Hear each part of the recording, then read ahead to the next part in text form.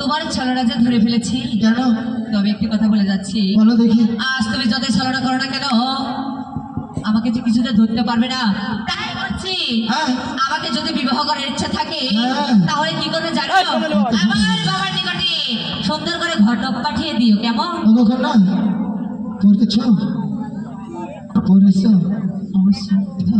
চলে এসো। এখন দেখবো আমি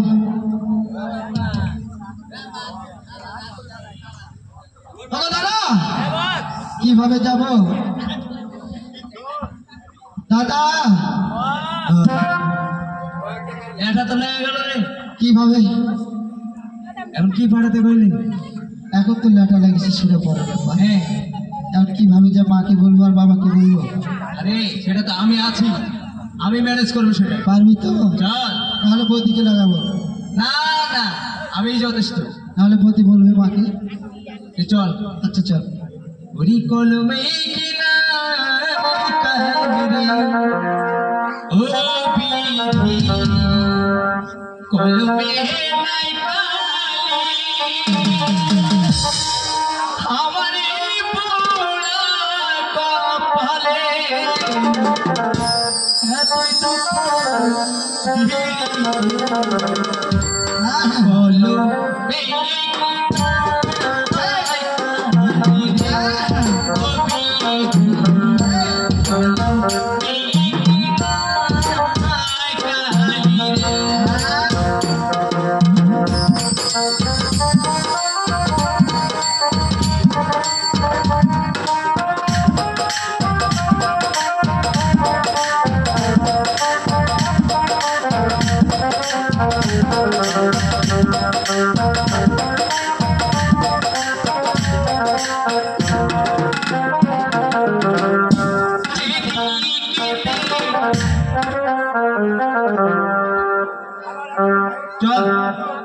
আমার একমাত্র সোনা লক্ষ্মীন্দর সে গিয়েছে, সে দক্ষিণ শহরে বাণিজ করতে।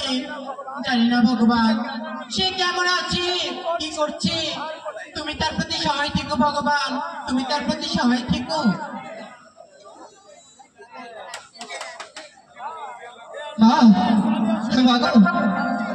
আমি যে বাড়ি থেকে ফিরে এসেছি। বেশ ভালো করেছো বাবা। তবে হাত মুখ ধুয়ে খেয়ে নাও। একটি কথা মা। কি কথা বাবা? আমি সেই দক্ষিণ শহরে বাণিজ্য করতে গিয়ে বাণিজ্য করতে করতে আমি যাচ্ছি সওদা করেছি মা। আমি যে সওদা করেছি আমার বাবাকে দিয়ে আসতে হবে। এমন কি সওদা করেছো বাবা? যা তোমার বাবাকে নিয়ে আসতে হবে। আমি যে সওদা করেছি তাকে তুমি শুনবে? হ্যাঁ বাবা, আমি শুনবো। হাহি গো রূপের কথা